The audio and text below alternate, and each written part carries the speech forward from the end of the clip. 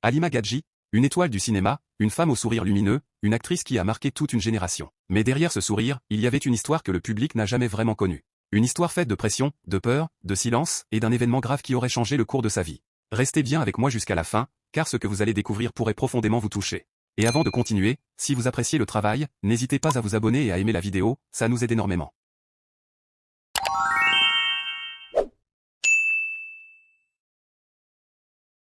Halima Gadji n'était pas seulement une star de série. C'était une femme forte, talentueuse, mais aussi sensible et profondément marquée par ce qu'elle vivait hors caméra. Ces derniers mois, selon plusieurs proches, elle traversait une période extrêmement difficile. Une période où elle se sentait isolée, incomprise, et parfois même menacée par ce qui se passait autour d'elle. Elle gardait tout pour elle. Elle souriait devant les caméras.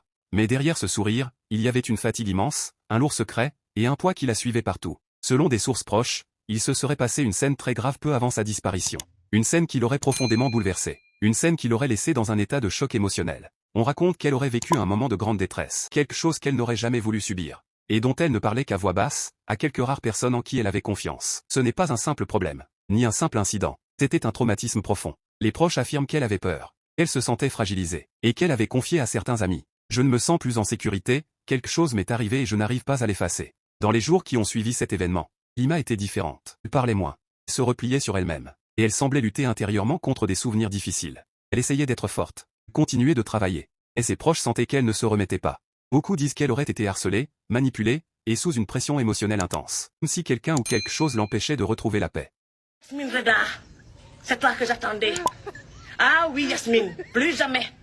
Ah, Yasmine Reda, plus jamais. Toi, tu as voulu bouffer. Toi, tu n'as pas réussi à manger Marie-Paul, c'est moi que tu vas manger. Mais toi, tu n'as pas mangé Marie-Paul, c'est moi que tu vas manger. Mila Gunge, tu es automatiquement ma tête. C'est moi, c'est personne d'autre. Personne n'a piraté mon compte, c'est moi. Et je vais vous expliquer pourquoi je dis que ces fils de pute m'ont violé. Ils savent très bien ce qu'ils ont fait. Walid, toi et ton équipe des fils de pute là, tu vas les citer, j'ai pas besoin.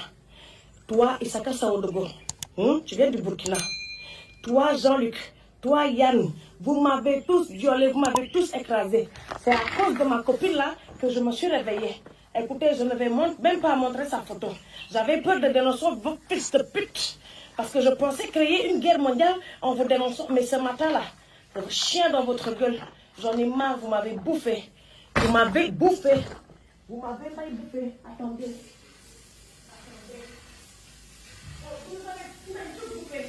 Vous n'arrêtez pas de nous manger depuis le début. Voilà. C'est à cause de ma copine là que je me suis réveillée.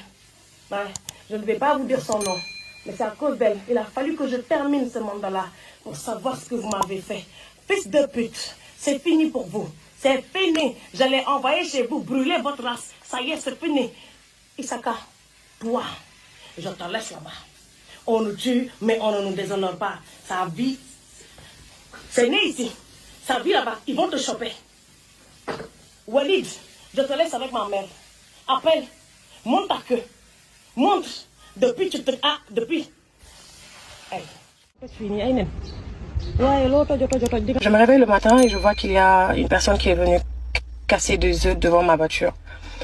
À première réflexion, je me dis que c'est dommage parce que ça aurait pu servir à faire des omelettes, à nourrir des pauvres ou à faire de la mayonnaise, tu vois. Mais la personne a choisi de venir casser ça devant ma voiture. Et bien sûr, c'est une histoire de sorcellerie, c'est une histoire de diablesse. On est au Sénégal et ce pays pourrait faire partie des 5 premiers pays très réputés en sorcellerie et en maraboutage. C'est le nom des Béninois qui est gâté. Moi, j'ai un message à passer à cette personne qui est venue faire ça. Si tu penses que ma mère, c'est une poule, c'est la tienne qui se fait manger dans un yassa. Et si tu penses que moi, je suis un œuf, bah, va falloir casser des œufs de dinosaures, chérie. Tu ne peux pas me casser, tu ne peux pas me faire du mal. ونجي لقى شي حاجة أنا نصي مغربية ونصي جزائرية وراني فوقات شي قناوية. Tu ne peux pas, tu ne peux vraiment pas. Donc arrête tes conneries et puis les temps sont durs. Actuellement les temps sont durs. Qu'est-ce que t'as à venir casser des œufs devant ma... Tu veux prendre quoi? Ou bien tu veux casser quoi? Mon cher, si je venais te raconter ce que je vis à l'heure là, tu n'as pas besoin de casser des œufs. Tu aurais dû me donner les œufs ceux-là. Jusqu'à tu titilles mon bec. Mais l'être humain est mauvais, hein. Tu ne peux pas me faire du mal. Parce que je ne vis que par la grâce de Dieu, Allah Jawazan. Le Dieu de cette terre, des 7 cieux, de l'univers, celui de tes ancêtres, même si tu te fais par le diable. J'ai limite pitié de toi, parce que ça va se retourner contre toi. Wallah, j'ai pitié de toi, j'ai envie de prier. La première dépression, je l'avais fait à l'âge de 11 ans. Et de mes 8 ans jusqu'à l'âge de 11 ans, j'ai subi beaucoup de violences psychologiques et violences verbales, violences physiques aussi. Parce qu'à l'école, je me rappelle, quand j'ai commencé, automatiquement, le prof a remarqué mon bègue. Et c'est devenu mon pire cauchemar. Parce que à travers mon bègue, on m'a fait croire que je n'étais pas intelligente, que j'étais bête. Et à chaque fois que j'essayais de m'exprimer, les élèves se moquaient de moi, le prof ne me donnait pas assez de patience. Et c'est devenu un problème que je vivais à l'intérieur.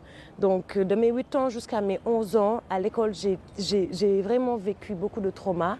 Et ce qui a déclenché ma première dépression, c'est qu'à la remise des cahiers de composition, quand ma sœur est venue récupérer mon cahier de composition, le prof lui a dit, vous savez, sérieusement Halima, ça serait bien de la garder à la maison, de lui apprendre à faire la cuisine et le ménage. Comme ça, si elle grandit un peu, vous lui donnez en mariage parce qu'elle ne sert absolument à rien. Et entendre ça et voir la réaction de ma mère, parce qu'après, à la maison, tout le monde était fâché contre moi. Ma mère était en larmes, elle me disait, regarde ce que le prof dit, qu'est-ce qu'on va faire de toi? Et ça a déclenché ma première dépression. Donc j'ai fait une tentative de suicide, je suis allée prendre tous les médicaments et je voulais mourir, tout ce que je voulais. Ce soir-là, j'ai dormi en priant le Seigneur de ne pas me réveiller le lendemain. Malheureusement, ça n'a pas marché. À 7 heures, heureusement que ça n'a pas marché. Oui, bon, heureusement aujourd'hui. Mais je dis à 11 ans, c'était malheureux pour moi que ça n'ait pas marché. Et puis je me suis réveillée à 7 heures, ma mère me réveille pour aller à l'école et j'ai cru qu'elle aussi était morte et qu'on était tous les deux en enfer. Et tu devais encore aller à l'école, dans l'école d'enfer. Voilà. Et voilà, encore dans mes 11 ans, ce traumatisme a fait que j'étais devenue autodestructif. Donc ce que je faisais, c'est je me piquais avec l'aiguille et je me taillais avec des rasoirs. Voilà, je me faisais beaucoup de mal parce que j'étais habituée à ressentir une adrénaline. Puis est arrivé ce jour tragique, un malaise, un effondrement brutal. Et la nouvelle qui a bouleversé tout le Sénégal. Halima Gadji n'était plus. Mais la question que tout le monde se pose aujourd'hui est simple. Que s'est-il réellement passé avant ce malaise? Pourquoi son état émotionnel était-il devenu aussi fragile? Et quelles étaient ces choses qu'elle n'osait plus raconter? Ce qui est sûr, c'est qu'Halima avait vécu quelque chose de très grave avant sa disparition. Quelque chose qui l'avait traumatisée et dont elle n'avait jamais totalement guéri. Cette histoire nous rappelle une chose. On ne sait jamais ce que vivent les gens derrière leur sourire. Repose en paix, Halima. Ton histoire ne sera jamais oubliée. Merci d'avoir regardé jusqu'au bout. Si cette vidéo vous a touché, abonnez-vous, laissez un like, et activez la cloche pour soutenir notre travail. Votre soutien nous permet de raconter les vérités que d'autres cachent.